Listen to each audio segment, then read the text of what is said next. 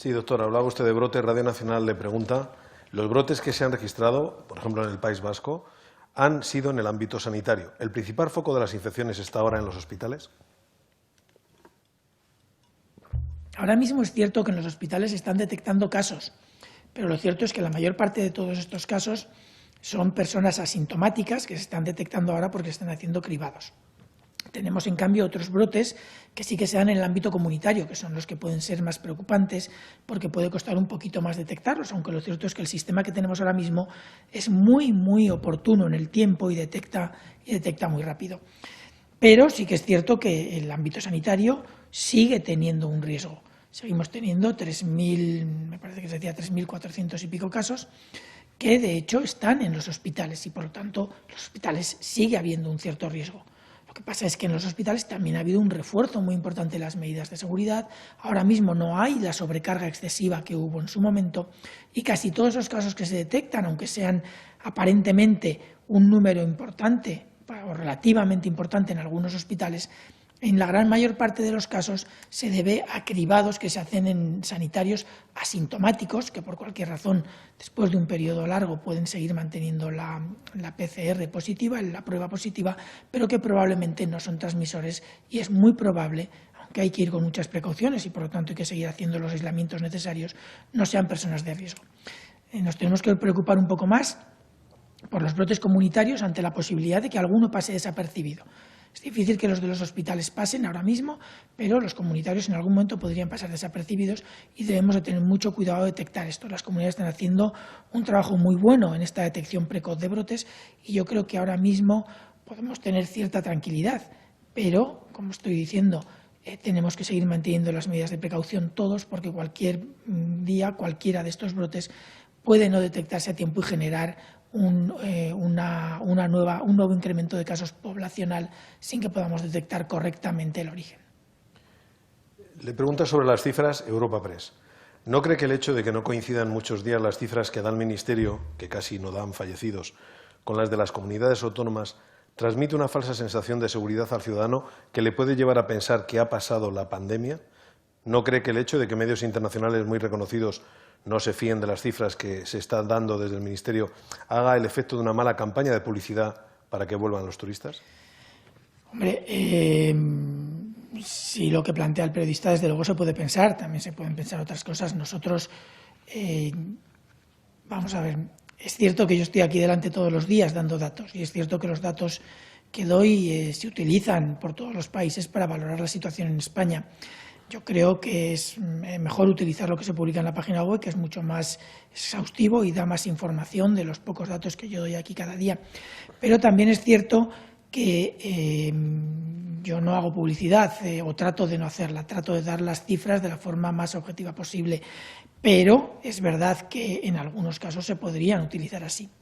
Lo que pasa es que en este barco estamos todos los países igual y yo creo que aunque es verdad que si pudiéramos cerrar ya de una vez esa serie de datos de fallecidos, y yo creo que lo vamos a poder hacer muy pronto y además con mucha calidad, es verdad que estos días de duda pueden generar precisamente eso, dudas en algunos grupos y en algunos sectores. Lo cierto es que yo creo que se van a resarcir con una muy buena calidad de la información que podamos dar. La información disponible a día de hoy es importante. La información de los fallecidos, aun siendo dura, no es la que indica cómo se transmite o no el virus en un país. Los fallecidos fallecen mucho tiempo después de haberse infectado o bastante tiempo después. Por lo tanto, yo creo que utilizar los fallecidos como una medida que indica el nivel de transmisión en este momento es un error, pero sí que es verdad que es una cifra importante y que hay que tratar de darla de la forma más segura posible. Se pueden generar dudas, eso está claro, pero lo cierto es que el número de fallecidos de los últimos 7 y 14 días indican que vamos por una senda muy buena y no creo que cuando damos los datos de la manera objetiva debamos tratar de hacer una publicidad sobre ella. España es un país turístico, eso es cierto, pero nuestra capacidad de detección, nuestra capacidad de diagnóstico, nuestra capacidad de información no es muy diferente a las de otros países. En algún momento hemos podido pecar, fíjense lo que voy a decir, incluso de exceso de transparencia, lo cual desde mi punto de vista es bueno, pero lo cierto es que en algunos momentos pues, pasamos por situaciones como esta en la que podemos generar alguna duda. Si es así, lo siento y trataremos de solucionarlo lo antes posible. Onda Cero le pregunta si le consta que en las últimas horas la Organización Mundial de la Salud haya aconsejado que hay que reconocer como fallecidos por COVID-19 tanto los casos confirmados como los sospechosos. ¿Les han comunicado nuevas instrucciones en el recuento? ¿Se va a variar el protocolo ante esta nueva instrucción? Bueno, la OMS es cierto que sacó hace unos días un documento que se llama Preguntas frecuentes sobre los fallecidos por coronavirus o sobre la vigilancia y la notificación de fallecidos por coronavirus. Y como todos los documentos de la OMS, son unas indicaciones genéricas y recomendaciones. La OMS no es la que impone los sistemas de vigilancia ni en Europa ni en ningún sitio, porque de hecho no es su misión. Ahora, eso sí, es fundamental que todos tengamos la mayor coordinación posible a la hora de dar las informaciones. En estas preguntas frecuentes sí que establece que el criterio del médico es clave a la hora de valorarla y establece que cuando se identifica una enfermedad que pueda explicar el fallecimiento, incluso si hay infección por coronavirus, si hay una enfermedad que explique ese fallecimiento al margen de la infección por coronavirus, se debe descartar como fallecido. También dice que si es una persona sospechosa que no tiene una enfermedad que explica plenamente ese fallecimiento, se tiene que considerar como coronavirus, incluso si no está confirmado por una prueba de laboratorio. Esto nos pone en una situación en la que todos los países vamos a tener que hacer correcciones de los datos en un momento determinado para poder hacer comparaciones entre nosotros. Sí que es cierto que ahora mismo, a nivel de cada país, lo más importante es poder detectar precozmente, por lo tanto los fallecidos son una información que nos va a dar una idea de la evolución a largo plazo, porque la detección precoz no está asociada a los fallecidos, sino a los nuevos casos, y esa evolución a largo plazo tenemos que darle la mayor estabilidad posible. Con esta información de la OMS, en la que valora nueva interpretación de algunos de los fallecimientos, tendremos que ver cómo lo ajustamos, porque volveremos a la misma situación que hemos estado ya previamente, en la que podíamos notificar los casos confirmados por coronavirus. En otros casos notificaron los casos confirmados y los casos diagnosticados por serología, incluso con las dudas que estas pruebas nos hacían tener. En un momento determinado se tomó una decisión para dar estabilidad a los datos, que es muy parecida a la que muchos países de Europa han utilizado, y en otros casos algunos otros países han dado datos incluso mucho más amplios, con definiciones de caso de defunción mucho más sensible, lo cual dificulta algunas de las comparaciones. Sí que es cierto que en un momento u otro tendremos que tendremos que tener unas series que sean comparables. Ahora mismo consideramos que lo más importante es mantener una cierta estabilidad en la información, porque si no vamos a volver al mismo problema que hemos tenido estos últimos días. No vamos a poder cerrar esas series que todos estamos deseando. En todo caso, lo que plantea la OMS son las dos cosas.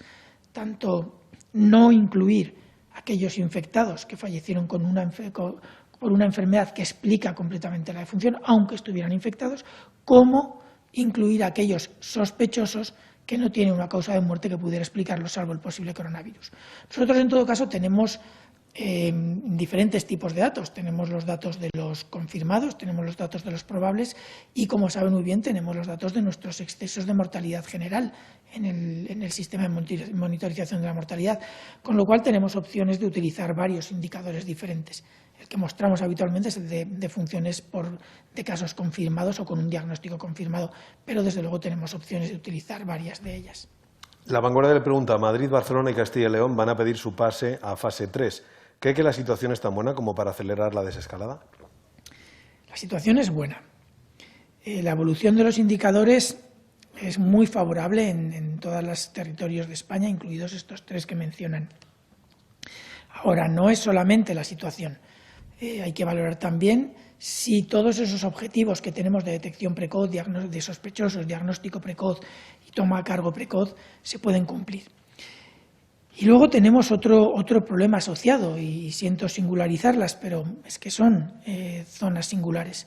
Madrid y Barcelona son dos ciudades con unas particularidades de comunicación, como nodos de comunicación, nodos de difusión de personas, de distribución de personas y, por lo tanto, de riesgos y de enfermedades que las hacen muy particulares y, por lo tanto, hay que tener mucho cuidado y tener mucha seguridad de que lo que estamos haciendo se está haciendo bien.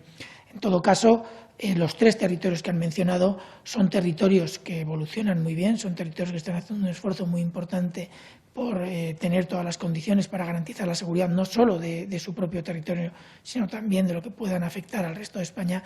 Y bueno, cuando se presenten la información y los datos habrá que valorarlos conjuntamente con ellos y tomar las decisiones adecuadas.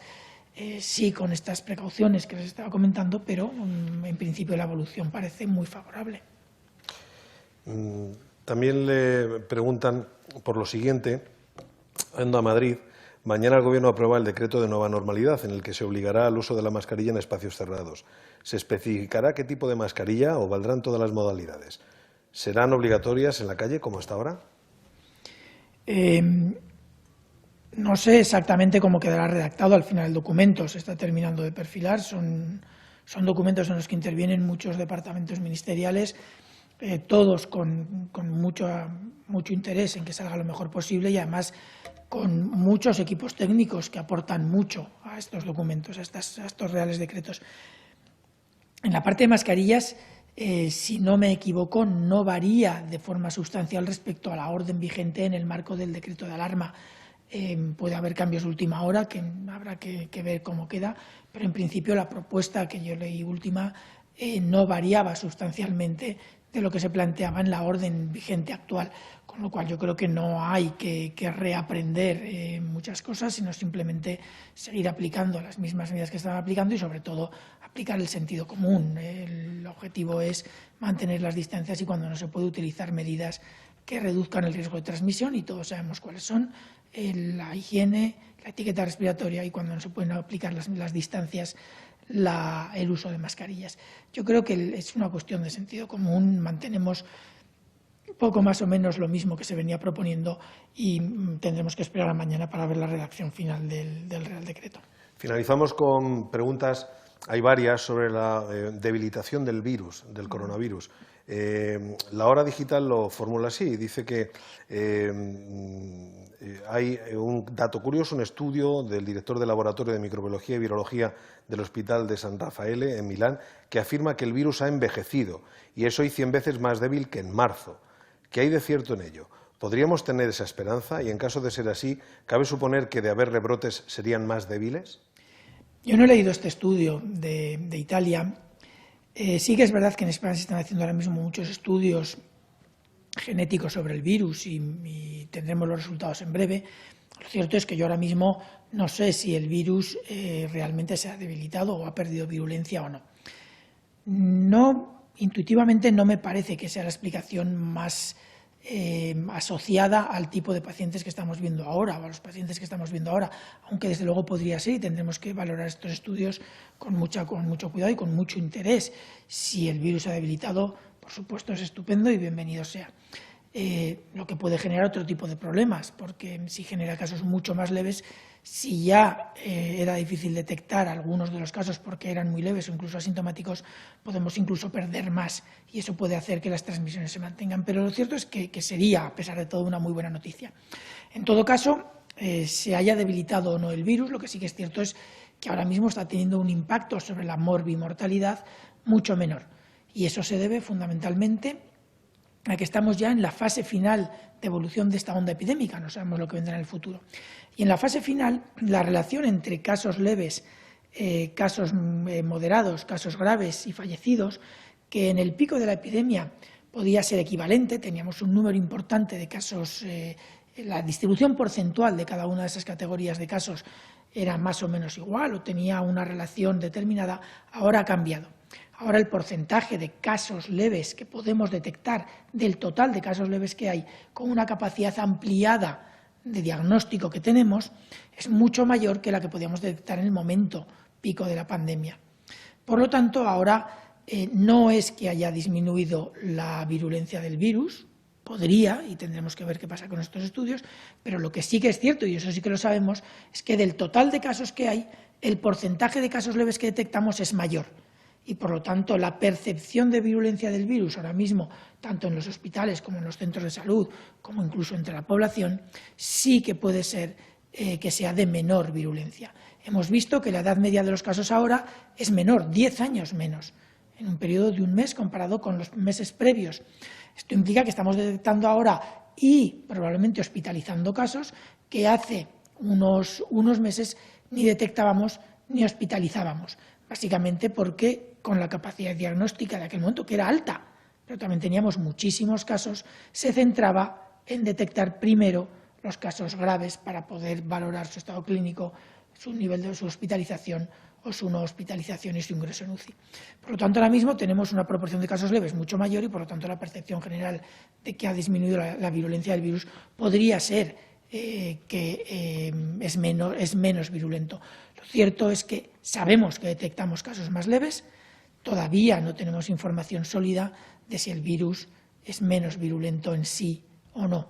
Si lo fuera, perfecto, pero por ahora hay que ir con un poco de prudencia en esta afirmación. Doctor Simón, gracias y buenas tardes. Gracias a ustedes.